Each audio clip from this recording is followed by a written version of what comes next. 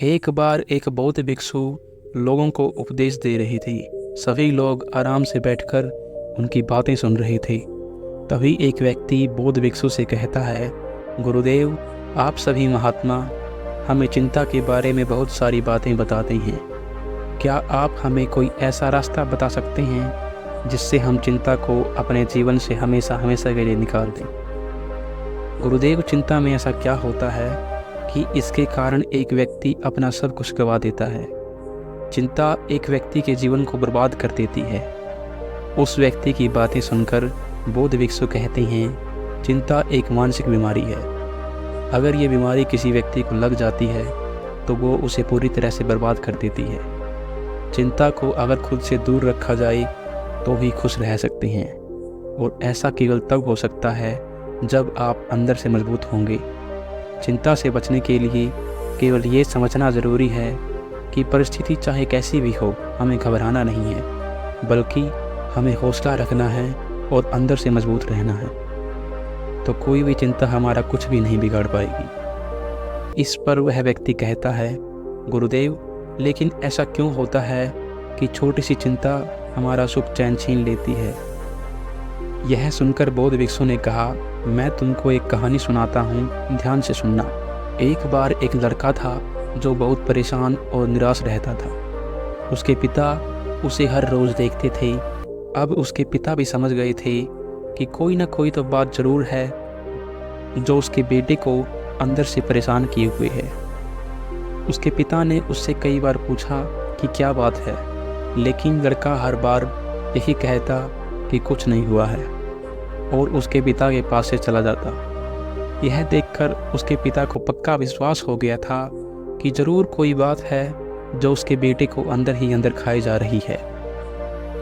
फिर पिता पुत्र को अपने पास बुलाता है और कहता है, जीवन में हम चाहे जितनी भी सफलता हासिल कर लें, अगर हमारे अंदर चिंता ने जन्म ले लिया है तो यह हमारी तरक्की में बाधा बन जाएगी और हमें आगे नहीं बढ़ने देगी। चिंता हमारे अंदर नकारात्मक विचार पैदा कर देगी। चिंता बहुत ही खतरनाक होती है, जो एक हंसते खेलते घर को तबाह कर देती है। ये सुनकर लड़का कहता है, पिताजी, मुझे तो कुछ समझ नहीं आ रहा कि आप क्या कह रहे हैं। फिर उसके पिता उसको गांव के सबसे पुराने पेड़ के पास लेकर जाते हैं और कहते हैं, ये पेड़ 150 साल पुराना है। ये आज भी बाहर से उतना ही मजबूत है जितना पहले था। तब से लेकर अब तक बहुत सारे तूफान आई, आंधी आई, बहुत तेज़ बारिश भी हुई, लेकिन पेड़ हिला तक नहीं। और तो और इसके ऊपर बहुत सारे दूसरे पेड़ भी गिरे, बहुत सारे भूकंप भी आई, बिजली भी गिरी, लेकिन ये पेड़ आज भी ज्यों का त्यों खड़ा है। यह सुनकर लड़का कहता है, पिताजी, आप ये सब मुझे क्यों बता रहे हो? फिर उसके पिता उसको पेड़ के पीछे वाला हिस्सा दिखाते हुए कहते हैं, ये देख रहे हो, यहाँ पिछले हिस्से में दीमक लगी हुई है जो पेड़ को अंदर ही अंदर खा रही है। जो पेड़ आंधी तूफान बिजली के कारण हिला तक नहीं था, उसे दीमक ने कमज़ोर कर दिया। ये सब सुनकर लड़का गुस्सा हो जाता है और कहता है, पिताजी, ये सब आप मुझे क्यों बता रहे हो? पेड़ों के बारे में जानकारी लेकर मैं क्या करूँगा? भला ये सब मेरे क्या काम आएगी? अब उसके पिता उसे कहते हैं, ये सब मैं तुम्हें समझाने के लिए कह रहा हूँ। फिर लड़के ने कहा, लेकिन आप मुझे समझाना क्या चाहते हैं? तो उसके पिता उसे कहते हैं, जिस प्रकार बारिश तूफान इस पेड़ को नहीं हिला सकी, लेकिन एक दीमक इसे अंदर ही अंदर खा गई और इतने पुराने पेड़ को कमज़ोर कर दिया, ठीक इसी प्रकार चिंता भी व्यक्ति को अंदर से कमज़ोर और पूरी तरह बर्बाद कर देती है। चाहे आप कितनी भी तरक्की कर रहे हो, चाहे आप कितनी भी मेहनत कर रहे हो, अगर आपके अंदर चिंता बैठ गई तो वह दीमक की तरह आपको अंदर से खा जाएगी। चिंता आपकी तरक्की में बाधा बन जाएगी। फिर लड़का कहता है, पिताजी, मैं जानबूझकर चिंता नहीं करता। कई बार परिस्थिति ऐसी हो जाती है कि चिंता अपने आप हो जाती है। इस पर पिता कहते हैं, जब तुम चिंता करते हो क्या सब कुछ ठीक हो जाता है? चिंता करने से किसी भी समस्या का समाधान नहीं हो सकता। जब तुम्हें कोई भी रास्ता नहीं दिखाई देता तो एक जगह पर आराम से शांत होकर बैठ जाओ और ध्यान से सोचो कि इस समस्या से बाहर कैसे निकला जा सकता है।